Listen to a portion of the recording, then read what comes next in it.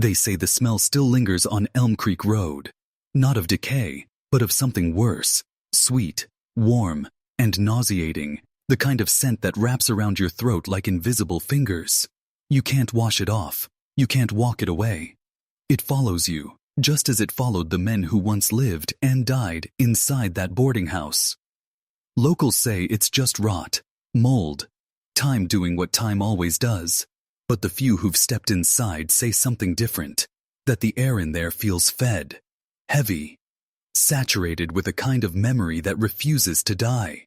Because what happened in that house wasn't just murder, it was ritual, a transformation, the kind of act that rips open the veil between human hunger and divine cruelty.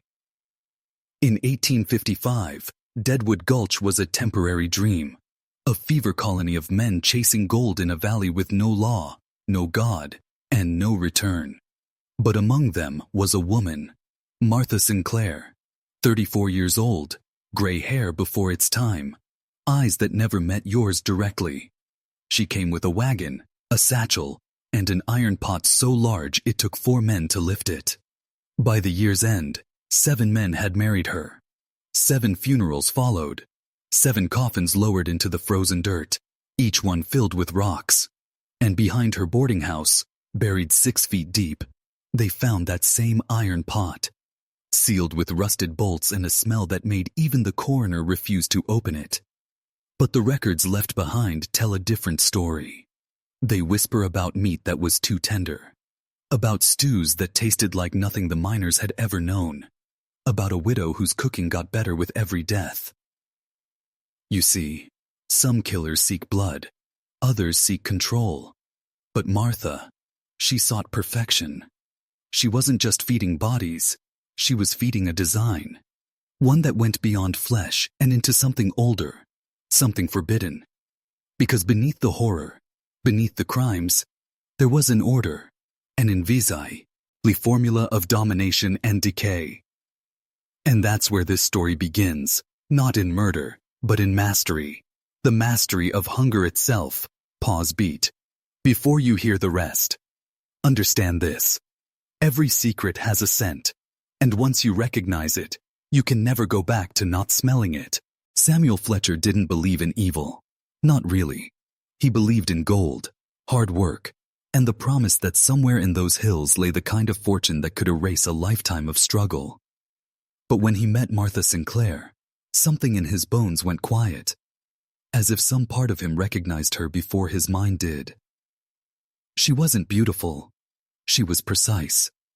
Everything about her, the way she stirred her pot, the way her hands moved through steam and fire, carried a symmetry that made the other men fall silent when she cooked. Her meals were warmth in a frozen world. Men said she could boil stones and make them taste like salvation.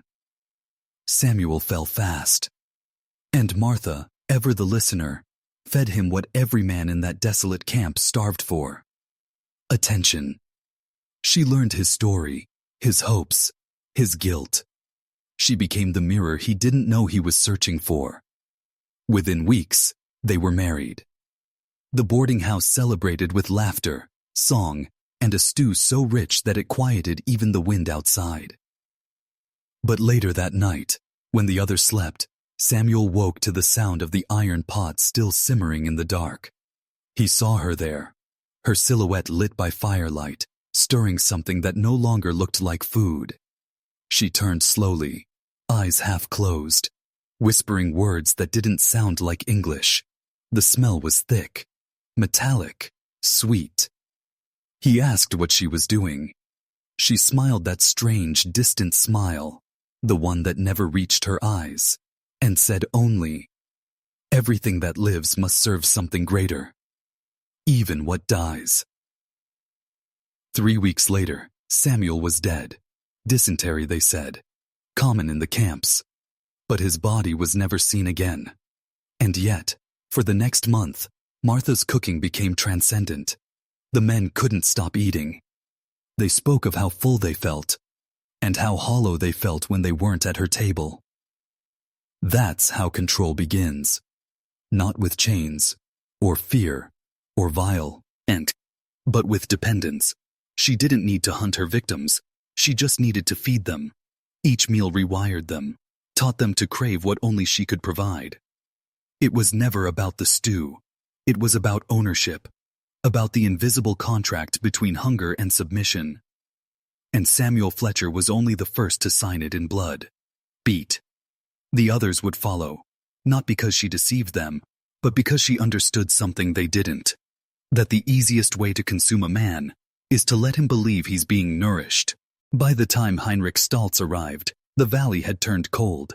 The mountains were locked in ice, and Deadwood Gulch reeked of desperation.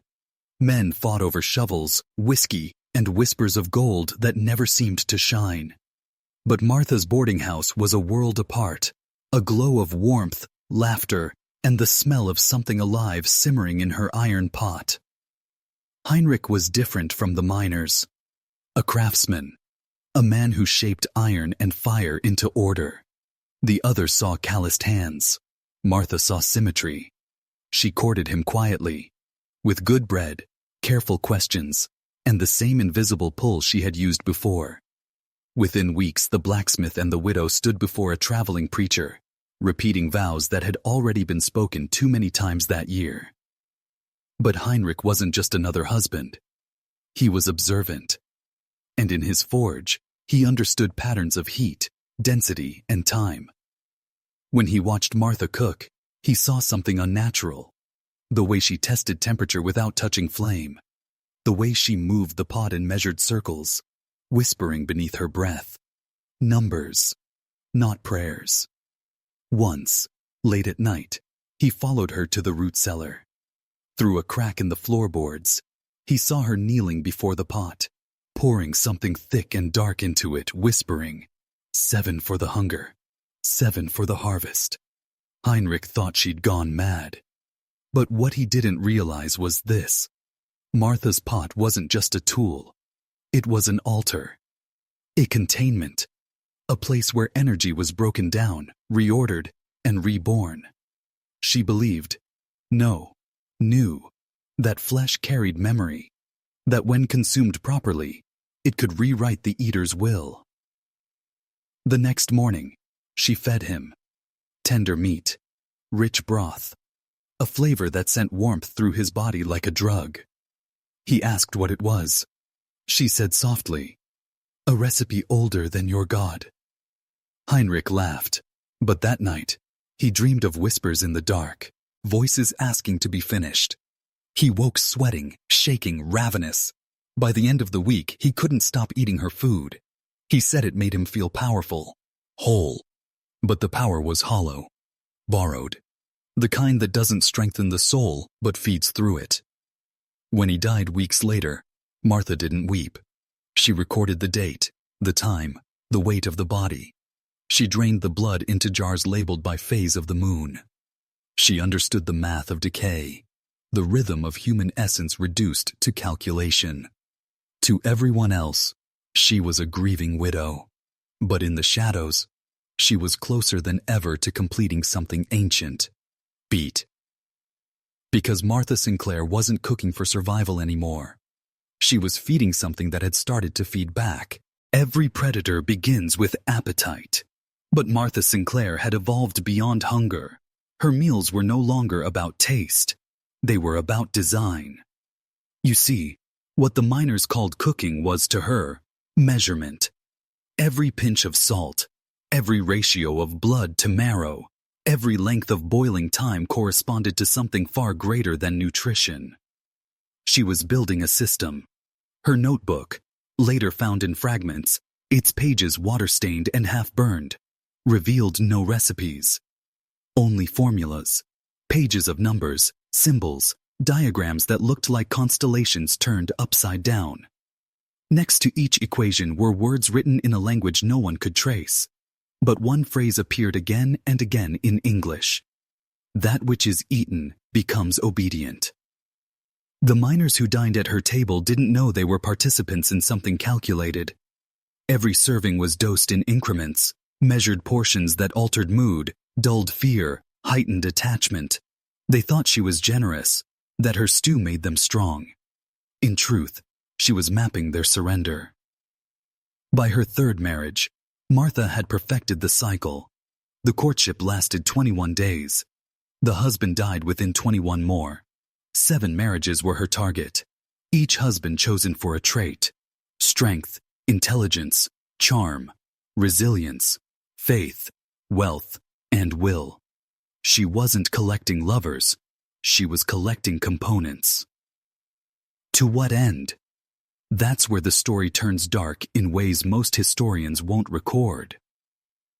The journal Thomas Brennan found beneath the floorboards, now sealed in the archives of Lawrence County, details a ritual known as the Marriage of Seven. Its roots stretch back to the alchemical societies of Bavaria, where practitioners believed that to transmute life into power, one needed 7 bonded sacrifices, each joined by ritual union.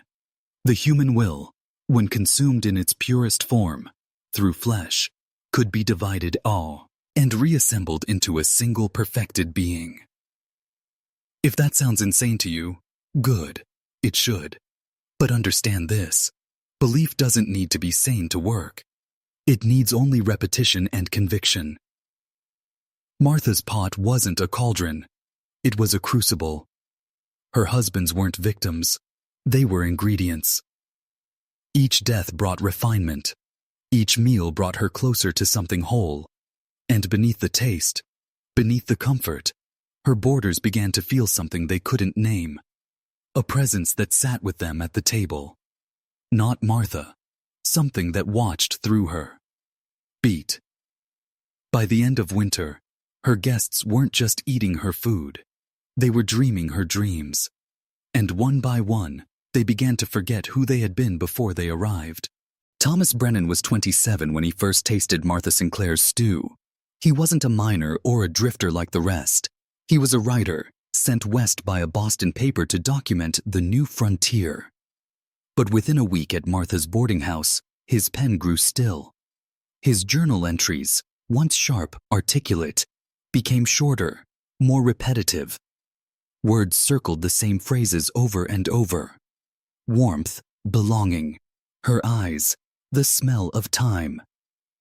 At first, he thought it was love. But love doesn't erase names from memory. Love doesn't make you forget the sound of your own mother's voice. By the 10th day, Thomas couldn't recall why he had come to Deadwood in the first place. It began subtly. He'd sit down for dinner and lose time. He'd blink, and the bowl in front of him would be empty, spoon resting in his hand. He'd hear laughter, his own, but couldn't remember the joke. His sleep was dreamless, except for one recurring image: a long wooden table stretching into the dark, where faces melted and reformed with every blink. He tried to write about it, but his hand would freeze mid-sentence. The next morning, his notes were gone, pages torn clean from the journal. Martha would smile, refill his bowl, and tell him, "Eat, you'll remember soon enough." He believed her. Everyone did. The miners stopped fighting. The air of tension that once haunted the boarding house disappeared.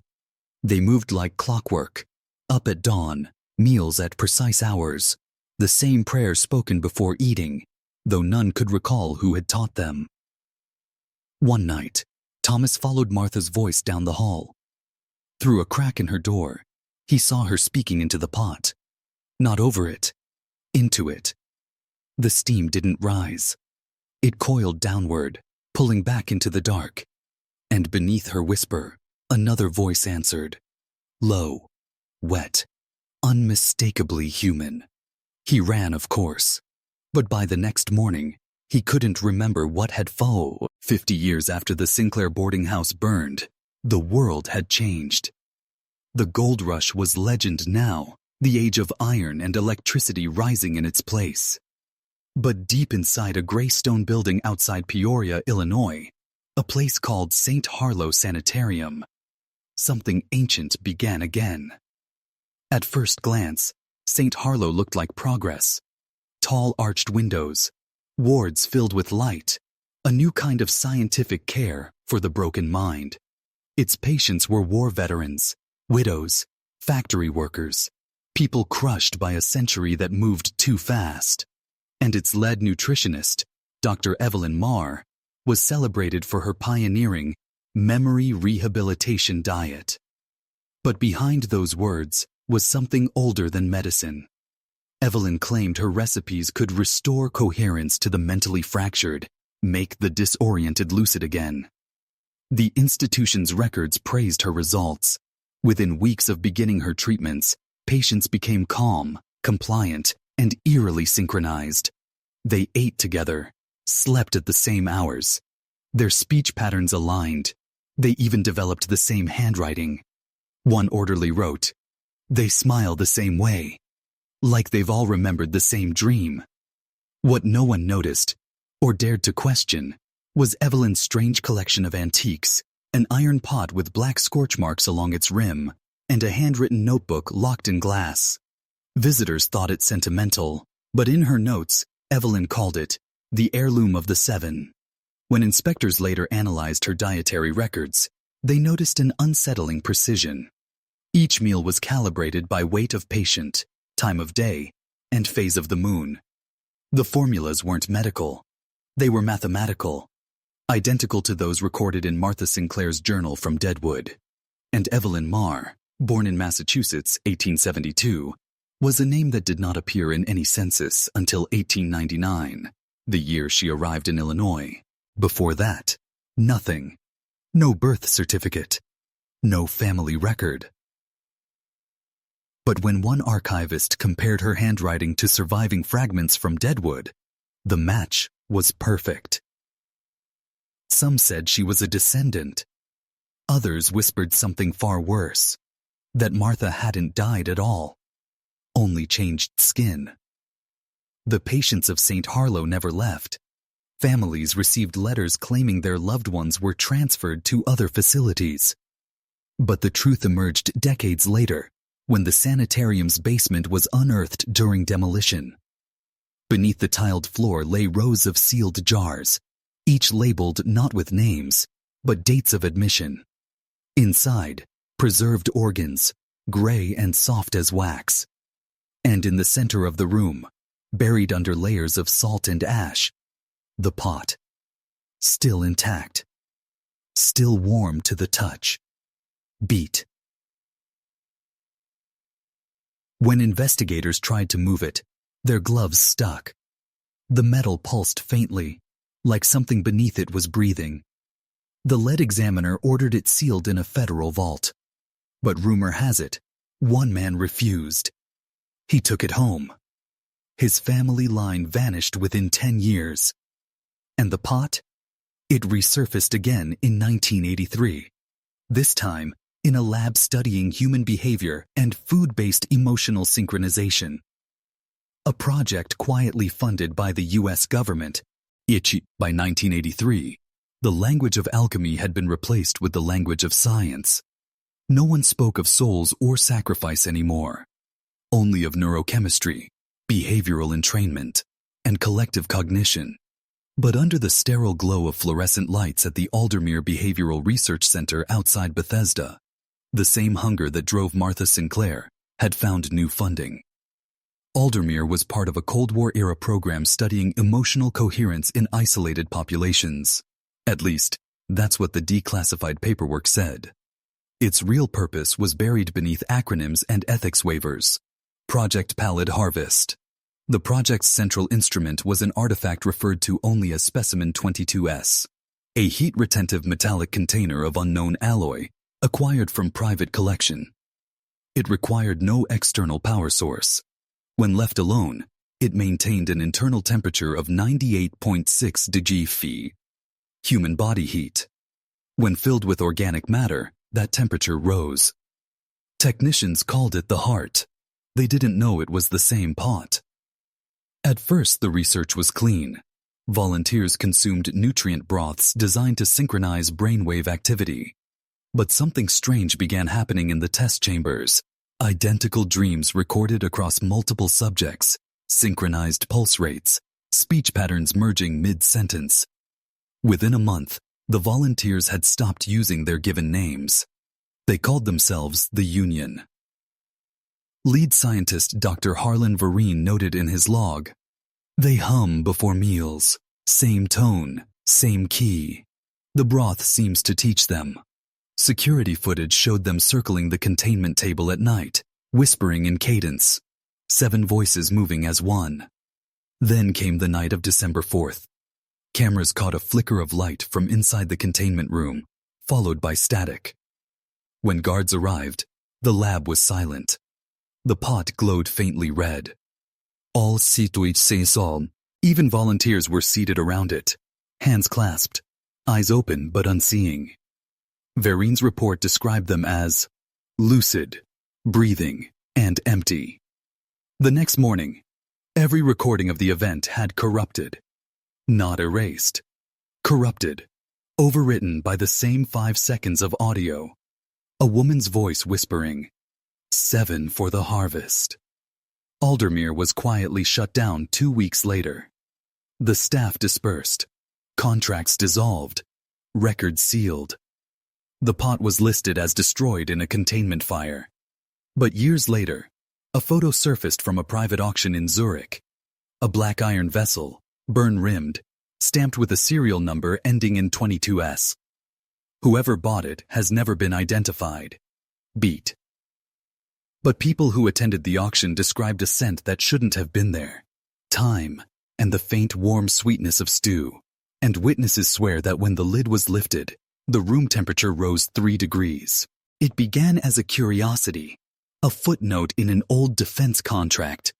But journalist Eliza North had a habit of following threads most people ignored. And in 1998, that thread led her into the aftermath of Project Pallid Harvest. The official record claimed all 7 test subjects had died in the containment incident. But Eliza discovered discrepancies. Hospital records, tax filings, fragments of life that didn't line up with the graves that supposedly held them. 7 names, 7 cities, 7 identical birthmarks noted in their pre-trial physicals. A crescent-shaped scar just below the left jaw. Every single one of them was alive. Or at least, something that looked alive.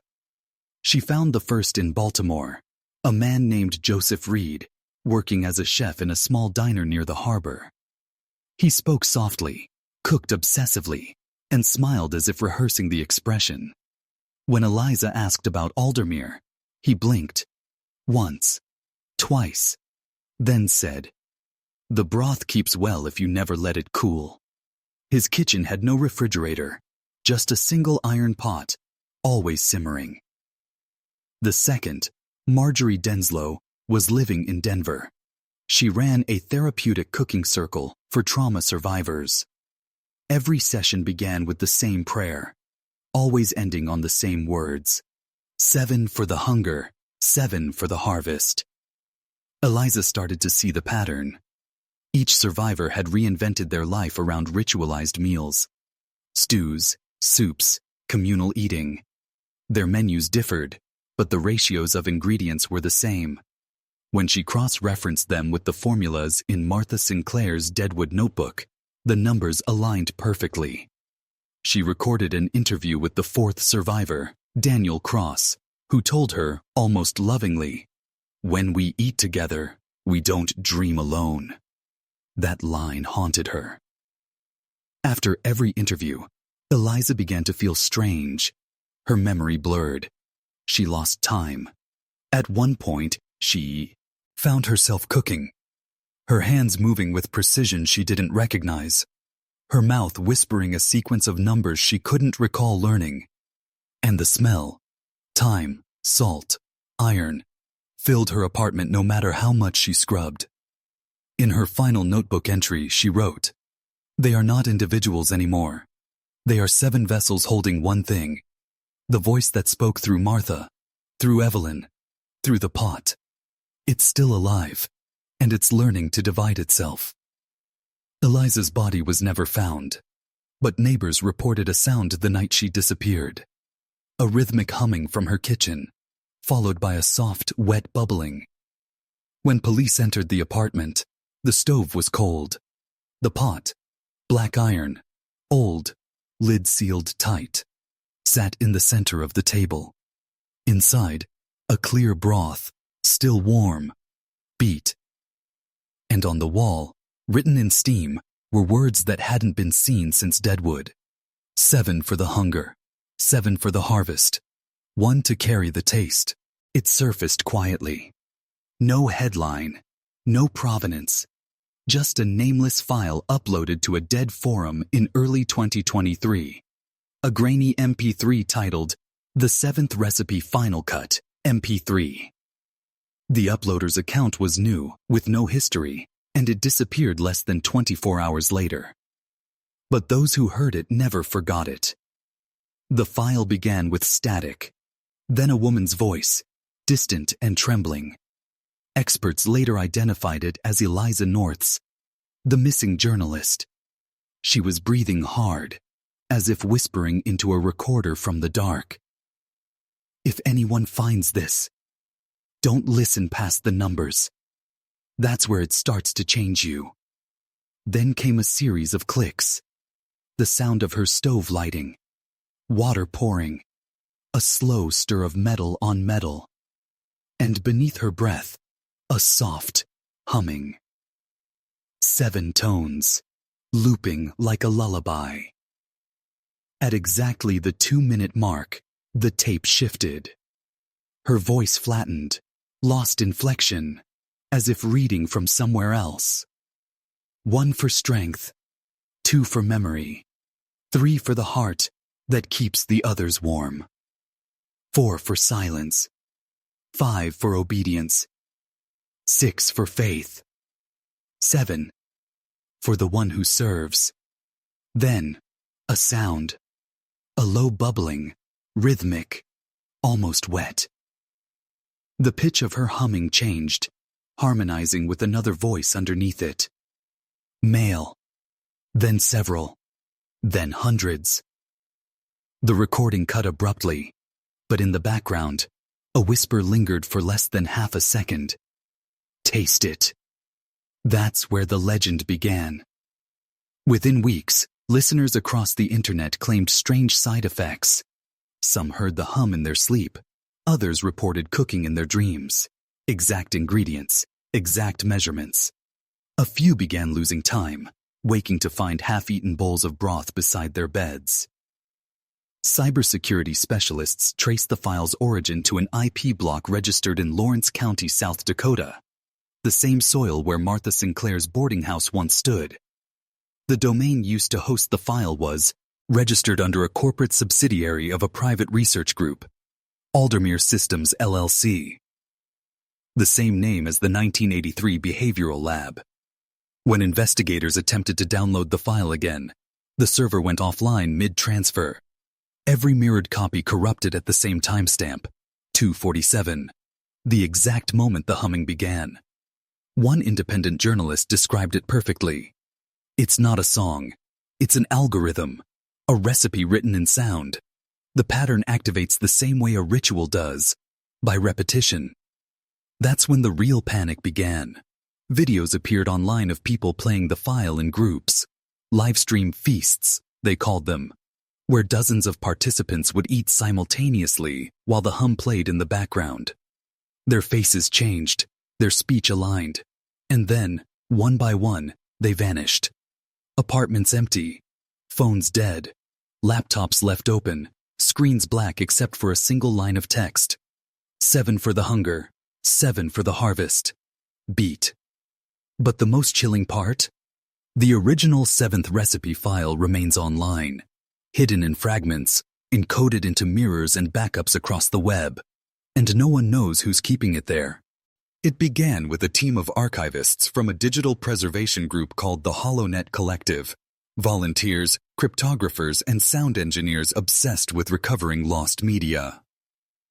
When the 7th recipe started circulating in fragmented form across hidden corners of the web, they did what obsessive people do best. They tried to reconstruct it. But the audio file didn't behave like normal data. Every attempt to merge the fragments produced new distortions, extra harmonics, impossible echoes. The waveform pulsed like a heartbeat, oscillating exactly 7 times per second. One member, a software engineer named Arjun Malik noticed something stranger still. When he mapped the waveform's peaks and troughs into a frequency graph, the pattern wasn't random. It formed geometric coordinates, not global ones, but local, like a sound-based cipher pointing to a physical location. At first, they thought it was pareidolia, humans seeing patterns in chaos. But when they layered all 7 fragments, the coordinates aligned perfectly to 44DG2218N, 103DG4312, W, Deadwood, South Dakota. The same valley where Martha Sinclair's boarding house once stood. They didn't tell anyone at first. They wanted proof. So, in early 2024, 4 members of HoloNet drove north, filming everything for documentation. Their footage, what little was recovered, was uploaded to the cloud automatically from Arjun's laptop. The first 15 minutes are unremarkable. Snow, wind, broken fences. But then, the camera catches something glinting in the earth. A circle of iron embedded in the frozen soil, no wider than a dinner plate. Arjun kneels beside it, brushing away snow, and whispers, "It's warm." Then, a sound begins to bleed into the mic. Low, thrumming, identical to the hum in the 7th recipe. The air vibrates. The camera jolts once. The feed warps. The timestamp freezes at 2:47. When the footage resumes, it's night. The group's flashlights are flickering. In the darkness, you can hear 7 voices humming in sync. None of the team ever returned. 2 weeks later, a ranger found their abandoned vehicle near the gulch. Inside were 7 empty thermoses, still warm to the touch, and a handwritten page resting on the dashboard. It read, "She isn't gone. She's distributed. Every retelling, every replay, every ear that listens becomes a bowl she can pour into." Beat. When investigators played the recovered audio from Arjun's camera, they realized something chilling. The background hum had changed. It wasn't coordinates anymore. It was names, their own. By the spring of 2024, the story of the missing HoloNet team had already mutated into urban legend. But for one man, Dr. Felix Kaur, an acoustic theorist from the University of Oregon, it was more than myth. He had spent years studying resonant cognition, the way certain frequencies could subtly influence neural patterns. When he heard about the 7th recipe, he didn't laugh. He listened. And what he found defied every rule of sound. The hum wasn't noise. It was structured. Within the waveform were subharmonics far below the human threshold of hearing, yet they altered the listener's brainwaves, aligning them into a precise rhythm. 7.23 Hz, the same frequency associated with hypnagogic states, the border between waking and sleep. But there was another layer, hidden in the data. When slowed to 1/100th speed, the hum resolved into something that wasn't sound at all. Speech. It wasn't English. It wasn't any known language. But phonetic reconstruction revealed recurring syllables matching fragments from Evelyn Marr's 1903 research notes, the same syllables she called nutrient mnemonics, words she claimed could feed thought to thought. In other words, the hum was alive. Felix's notes describe it like a virus, an acoustic organism, a code that feeds not on matter but attention. Each listener acts as a host, each recollection, a replication event. It does not want to be heard once. It wants to be remembered. He began isolating the frequency, running it through dampening filters. But the lab speakers emitted heat when muted. His equipment began recording by itself, capturing whispers when no sound was playing. On one tape, the whisper formed 7 distinct tones. A woman's voice saying, "Taste carries, silence spoils." After that, Felix stopped sleeping. His colleagues said he looked pale, half-starved. In his final lecture, he told his students that memory itself might be the medium of transmission, that the Sinclair pattern wasn't bound to the pot or the food or the flesh. It had adapted. It had become linguistic, self-sustaining through retelling. Every recounting, every repetition of the words, was another serving. 2 weeks later, he vanished. His office was found empty except for a reel-to-reel tape player, spinning endlessly though the tape had long since run out. On the wall behind it, drawn in what appeared to be black soot, were 7 concentric circles, and inside the smallest, a single line of text. You can't destroy a recipe by burning it. You must starve it.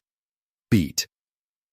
And now, theorists argue that the 7th recipe is no longer contained to sound. It exists wherever the story is told, woven into language, into rhythm, into the act of remembering itself. Which means that by hearing this, by knowing this story, you've already tasted it. By now, the story isn't about Martha Sinclair anymore. It's about us.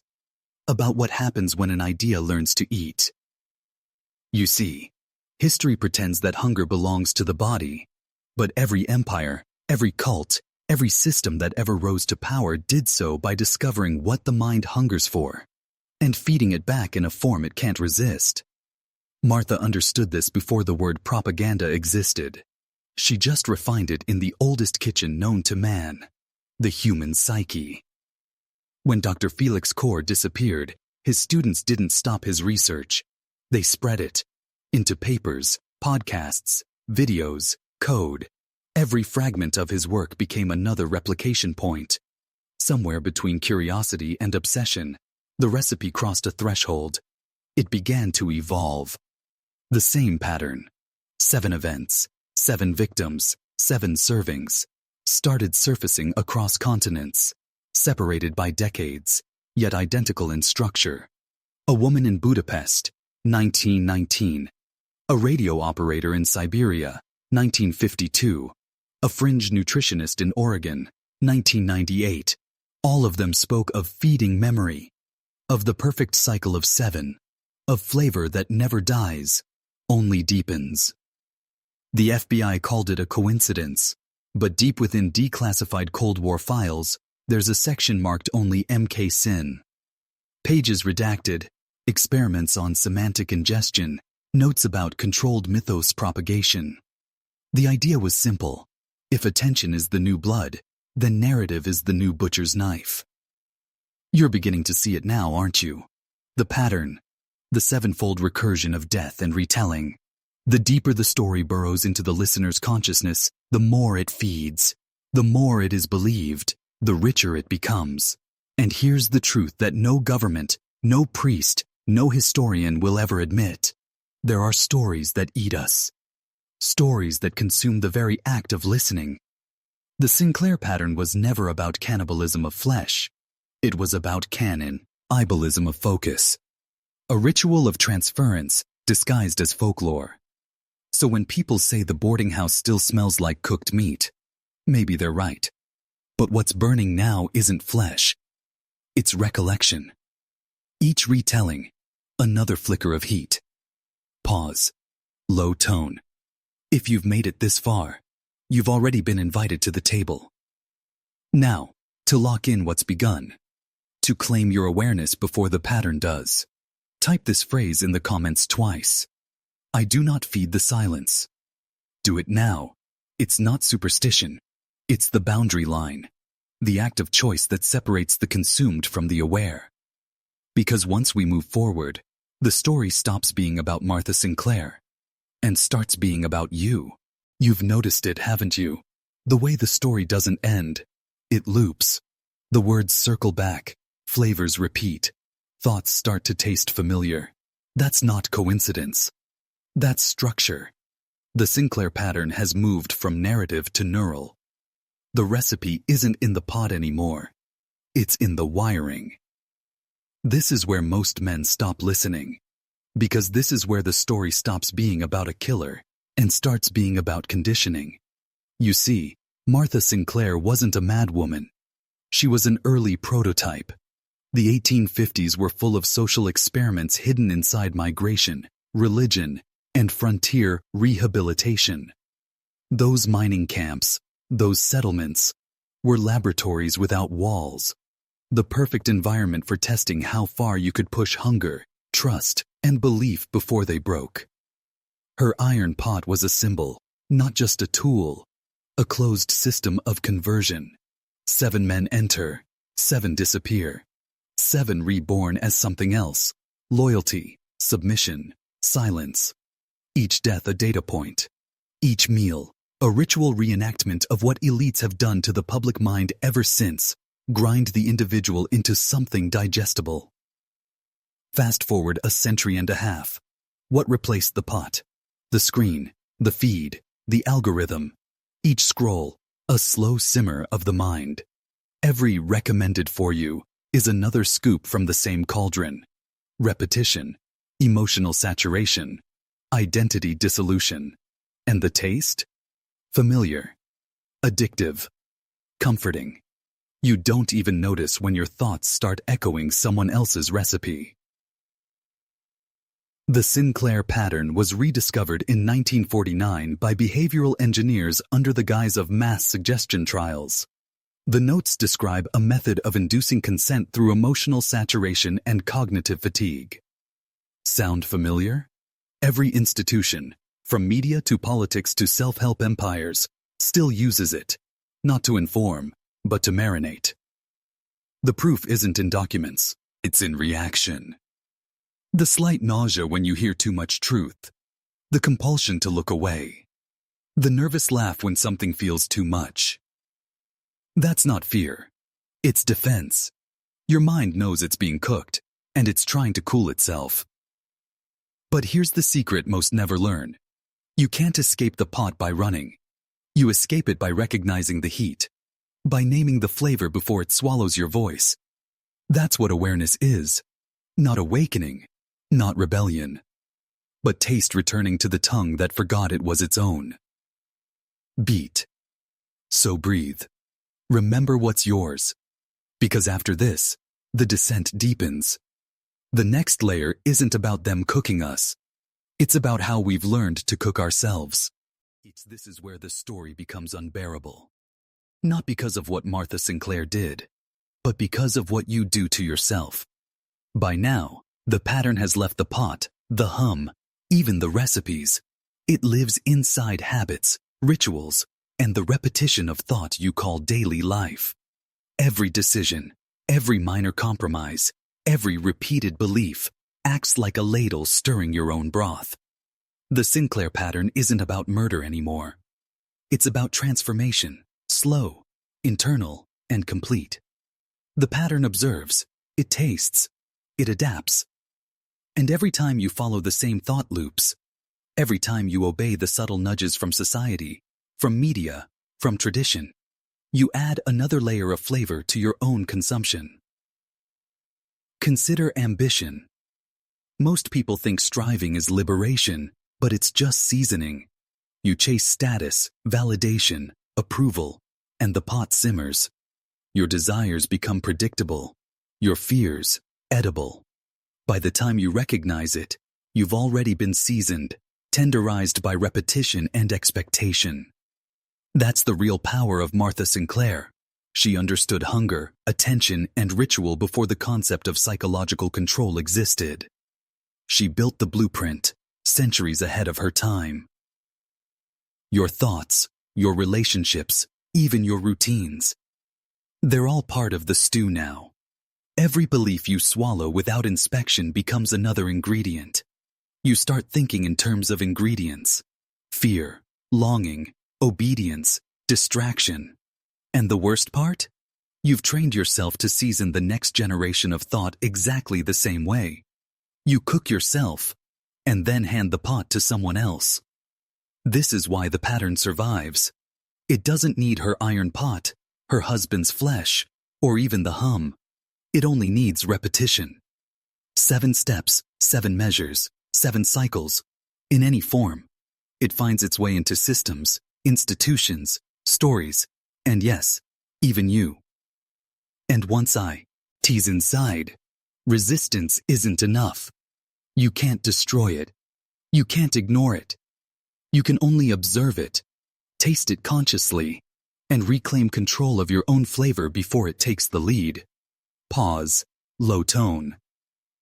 If you've been following closely, you understand now why awareness is dangerous. Not because you'll be hunted, but because you'll see every hidden system, every ritual of compliance, every unconscious meal you've eaten and served. And seeing is tasting. The next section will take you even deeper, into the heart of institutional replication, where the Sinclair pattern meets centuries of systemic control, and how understanding it might just make you untouchable. If you still think Martha Sinclair was just a murderer, this is where the illusion breaks. What she created in that boarding house wasn't just a crime. It was a template, a ritual of attention and surrender that governments, cults, and corporations would later adopt under other names. The archives prove it if you know where to look. In the early 20th century, European intelligence agencies studied suggestibility thresholds in prisoners of war. Their notes echo Sinclair's recipe almost word for word. 7 stages of deprivation, 7 symbols of reward, 7 cycles of confession. Later, in the Cold War, these became the conditioning modules used in black sites and secret prisons. On paper, it's psychological operations. In reality, it's cooking a mind. Cults like the Children of the Vessel, formed in 1973, openly invoked the seventh table in their initiation rites. Members weren't given doctrine. They were given meals, symbolic and repetitive, designed to erase the palate of the self. One survivor said, "By the 7th week, you taste only them, not yourself." And corporations? They don't need to lock you up or starve you. They use light, color, speed, scarcity. They design feeds, platforms, and advertising loops that follow the same 7-step escalation Sinclair mapped. Craving, offering, reward, deprivation, mystery, identity, ritual. Your scroll, your swipe, your like. Each one a seasoning. The Pentagon's own declassified memos from the 1960s called this narrative gastronomy, the science of feeding public perception with alternating doses of fear and comfort. It's a perfect echo of the boarding house table. You come in hungry for truth. They serve you something spiced just enough to keep you at the table. And if you leave, they make sure you take a taste with you. This isn't conspiracy theory. It's how attention economies work. It's why propaganda feels like entertainment. It's why advertising feels like identity. It's why cults feel like family. And it's why Martha Sinclair's recipe has outlived her body. Because it was never about flesh. It was about the cycle. Beat, voice low. What she discovered in Deadwood was the first ritualized formula for converting hunger into obedience. Everyone since, statesmen, warlords, CEOs, has just refined it. And if you're listening now, if you've been following every word, you've already begun to see it. You've begun to taste it. The final sections will show what happens when you stop eating, when you stop feeding the pattern, and instead make it starve. Now comes the most dangerous part, knowing how to stop. Most people never do. They continue to feed the cycle, unknowingly seasoning themselves for the next iteration. But you? You've come this far. You've seen the pot. You've heard the hum. And that awareness gives you a choice. The first step is recognition. Every repetition, every echo of fear, desire, or expectation, label it. Taste it. Call it by name. If you feel your thoughts looping, if media, work, or tradition pulls you toward automatic obedience, identify it. That is your first act of defiance. Next comes withdrawal. The Sinclair pattern relies on input. It feeds on attention. Cut the repetitive loops. Step away from compulsions, the constant streams of curated influence, the rituals that demand your emotional participation. Silence is not emptiness. It is the cooling of the pot. The hunger fades when you stop pouring into it. Third, substitution. Replace what it feeds on with deliberate conscious action. Choose the stories you engage with. Choose the meals, the words, the images. Make them yours. Feed yourself instead of the pattern. And always, always respect the number 7. 7 repetitions, 7 rituals, 7 moments of awareness. These are the cycles of mastery, not surrender. 4th, isolation. Not in fear, but in clarity. The pattern grows in networks, in crowds, in shared attention.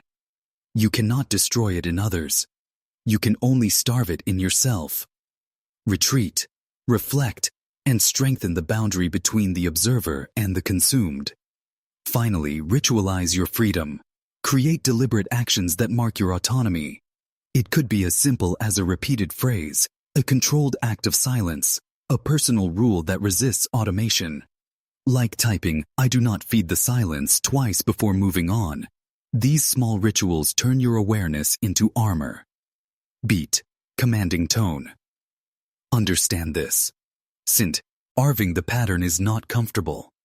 You will feel hunger, the pull to relapse, the subtle cravings of repetition. That's the signal that it's alive, that it is real, that it has tasted you before. Keep going. Hold the line. Do not feed it. When you've mastered these steps, you no longer merely observe. You participate consciously. You are no longer the stew. You are the chef. The next section will take you deeper, showing the final layer of the Sinclair pattern, how it exists not just in narrative or ritual, but in the very structure of perception, and why true liberation demands a confrontation with the darkest parts of your own mind.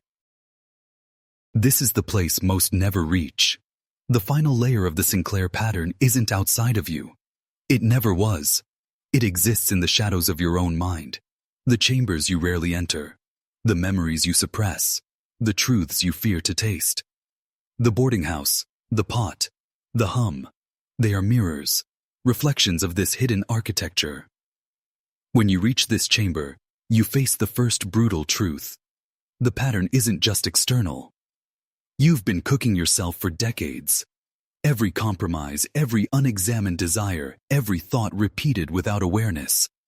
These were the ingredients you contributed willingly. The recipe doesn't force you, it persuades, it seduces. And the longer you submit, the richer it becomes. To confront it, you must do more than observe. You must walk into it, alone. Strip away distractions.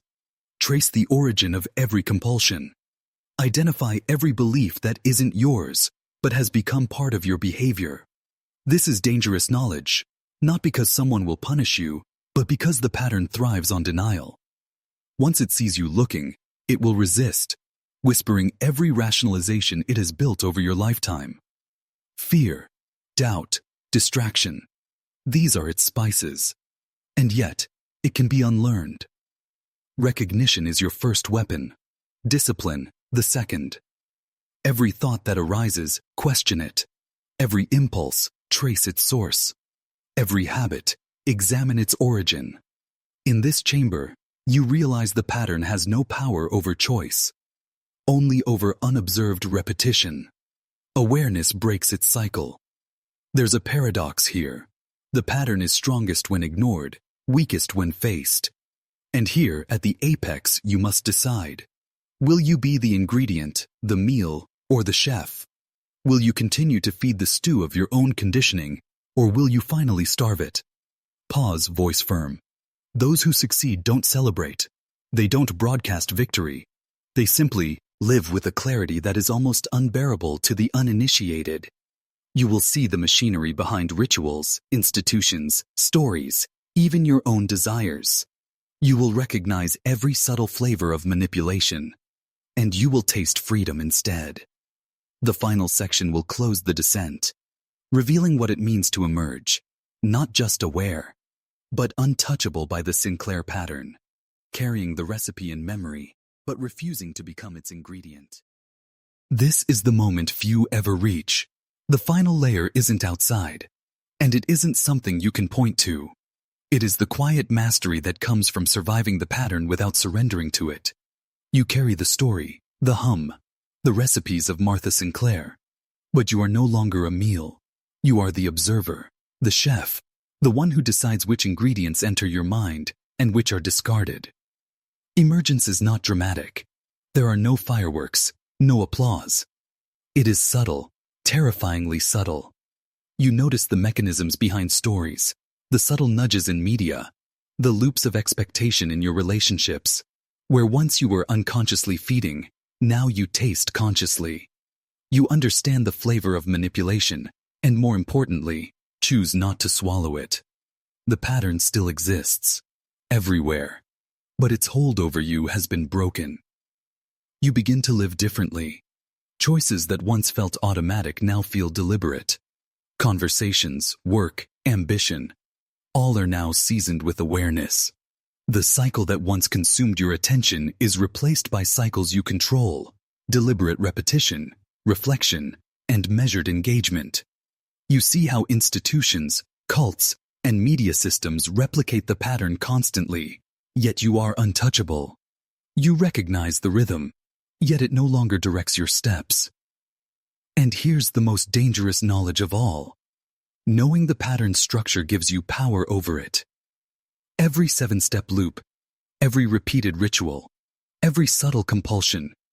You can anticipate it, intervene, and starve it before it consumes someone else.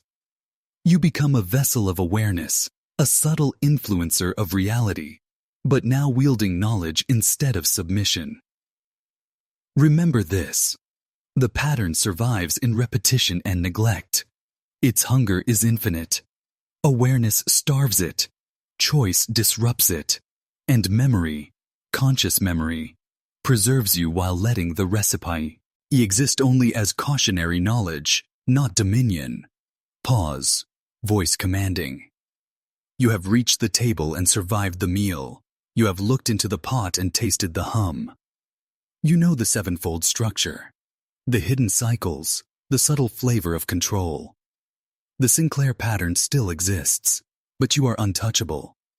You may recount this story, if you are wise, only to awaken awareness, but you will never again become an ingredient. Now, as you close this chapter, remember, knowing is only half the battle. Living consciously is the other. Every thought, every habit, every repeated action is your choice. And for the first time, you are fully free to choose. You have emerged. You have survived. You have become the chef of your own mind.